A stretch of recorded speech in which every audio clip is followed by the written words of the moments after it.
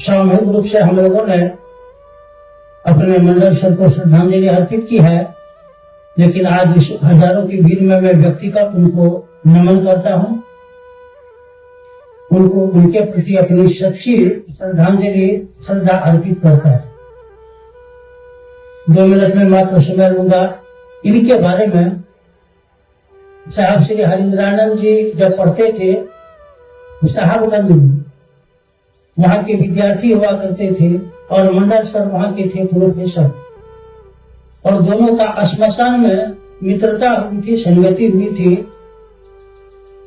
साहब श्री जब मधेपुरा से गए 88 ईस्वी में पटना, तब इन्होंने मंडल सर को बुलाए या संवाद भेजकर, एक थे सरजूग्राम हमारे गुरु भाई, उस समय मधेपुरा में थे डिस्ट्रिक्ट कोऑपरेटिव अफसर, उनको कहा कि मंडल जी को बोलिएगा हरिंद्रानंद जी ढूंढते हैं। और पहली बार जब मंडल सर आए थे बी 106, दीदी और मंडल सर के मुताबिक मैं बोल रहा हूँ, गेट ठक ठक इन्होंने किया। दीदी नीलम आनंद जी गेट खोलती है, और दीदी को तब तक मंडल सर के बारे में जानकारी नहीं थी। दीदी नीलम आनंद जी इनको देखते ही कह रही है, आप मंडल भैया हैं। अभी आपने विषय सुना, जगत गुरु शिव की शिष्यता, इसका जो पृष्ठभूमि है, इसका व्याप्ति और प्रयोजन। जगत गुरु भगवान शिव, जिनके बारे में ग्रंथों में बातें लिखी हुई थी, लेकिन ग्रंथों की बात हमारे आपके कानों तक नहीं आई। शिव के विभिन्न स्वरूपों को हमारे यहाँ स्थापित किया गया। शिव को कहा गया कि ये औधरदानी है, महाकाल है, मृत्युंजय है, आशुतोष है, भोला है। शिव का वह स्वरूप जो हमारे लिए, आपके लिए ज्यादा सुखद था, उन स्वरूपों को हम लोगों ने पकड़ा, लेकिन ना जाने किन कारणों से शिव के गुरु स्वरूप की चर्चा समाज में नहीं की गई। शिव के गुरु स्वरूप के बारे में लोगों को नहीं बताया गया। यह जो कलिकाल का समय है, जिस समय में कहा गया, भारत के साधुओं ने, संतों ने, ऋषियों ने लिखा है कि कलयुग का राजा वे हैं शिव और भगवती।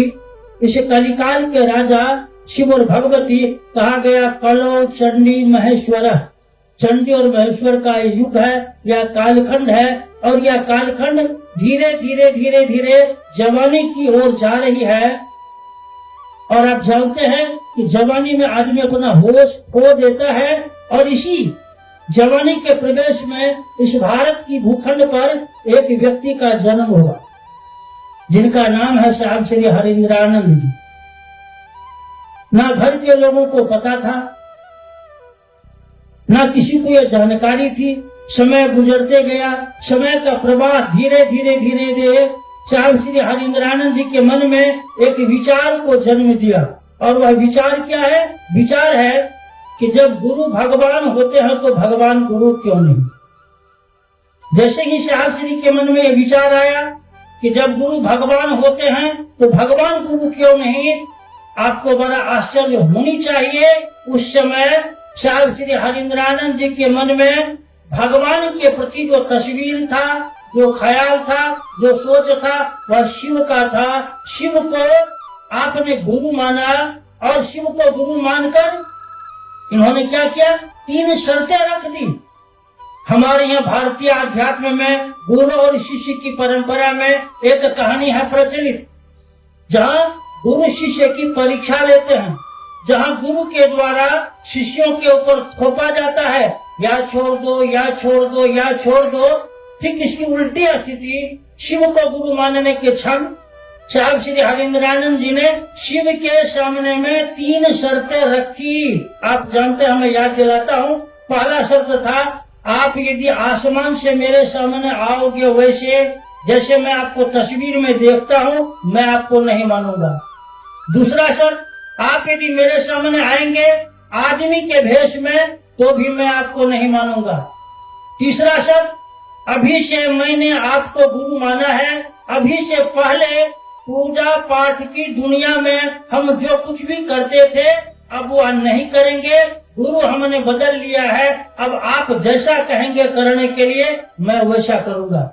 यहाँ से शुरू होती है शिव शिष्यता का विस्तार।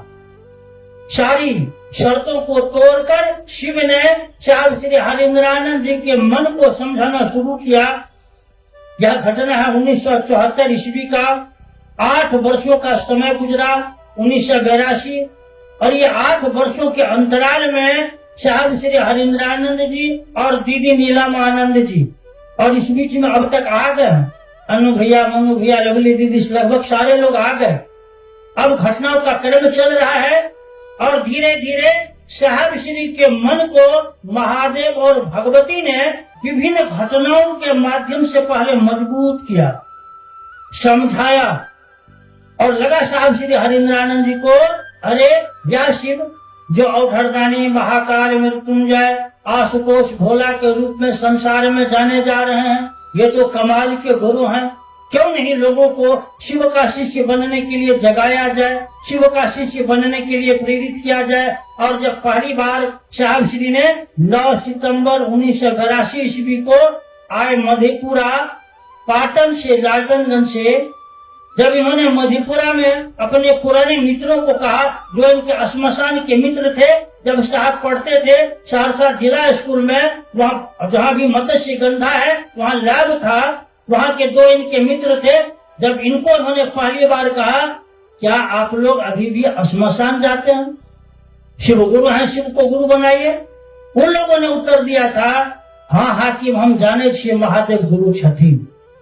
और धीरे धीरे धीरे धीरे शिव की शिष्यता का विस्तार लेने लगा। विस्तार का स्वरूप आप देख लीजिए। अभी हमने आपको कहा ना, हमारे रामेश्वर मंडल भैया, अभी हम लोग यहाँ हजारों के लोगों में हम लोगों ने उनको अपनी श्रद्धांजलि अर्पित की है।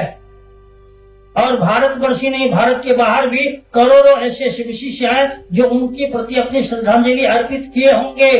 यानी शिव से जैसे जैसे हमारा आपका सानिध्य होगा, शिव से जैसे जैसे हमारा आपका संगति स्थापित होगा, वैसे वैसे शिव शिष्यता का तो विस्तार होगा ही, आपका भी विस्तार होगा, हमारा भी विस्तार होगा। और इसके लिए हमारे सामने में साहब श्री हरिंद्रानंद जी के द्वारा दी गई 3 विधियां है, 3 सूत्र है, जो हमारे मन में शिष्य भाव को प्रगाढ़ करता है, शिष्य भाव को मजबूत करता है, शिष्य भाव को स्थिर करता है। आइए इस विस्तार पर, शिव शिष्यता के विस्तार पर हम आगे सुनेंगे।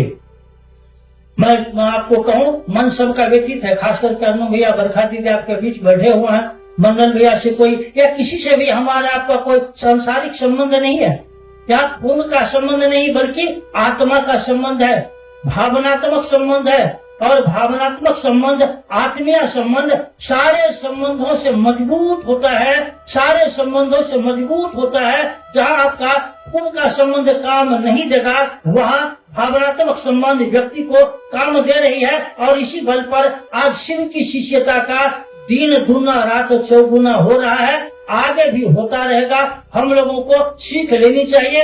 हमारी दीदी नीलमानंद जी शरीर छोड़ी है शिव कार्य करते करते, लोगों को शिव शिष्य बनाते बनाते। हमारे साहब श्री, उनके बारे में भी आपने सुना, अंतिम क्षण में साहब श्री हमारे थे हॉस्पिटल में, अन्नू भैया को कह रहे, अन्नू बाबू बाहर बहुत गुरु भाई गुरु बहन है, धूप ज्यादा है, आप देख लीजिए, लोगों को गुरु भाई गुरु बहनों को दिक्कत नहीं हो। और उनकी संगति में हमारे मंडल भैया थे, अपने समय को भी इन्होंने खपाया लोगों को शिव शिष्य बनाने में। आइए हम लोग एक संकल्प लें, बेहतर संकल्प लें। और यह धरती सुपौल की धरती है, जहाँ से पहली बार साहब श्री हरिंद्रानंद जी ने 1991 में गढ़ बलवारी कुशी मठाही से शिव शिष्यता का आवाज, शिव शिष्यता को बुलंद करने का उन्होंने संकल्प लिया था। आइए हम एक बेहतर संकल्प ले, एक नई ऊर्जा, नई ताकत के साथ अपने अंदर में शिव की शिष्यता को स्थिर करते हुए, मजबूत करते हुए लोगों के दिले में शिव की शिष्यता को उतारे। हमारा घर के ही लोग हैं, हमारे बीच अनु भैया, बरखा दीदी है। मैं अपनी बात बंद करूंगा। आप सभी को मेरा प्रणाम।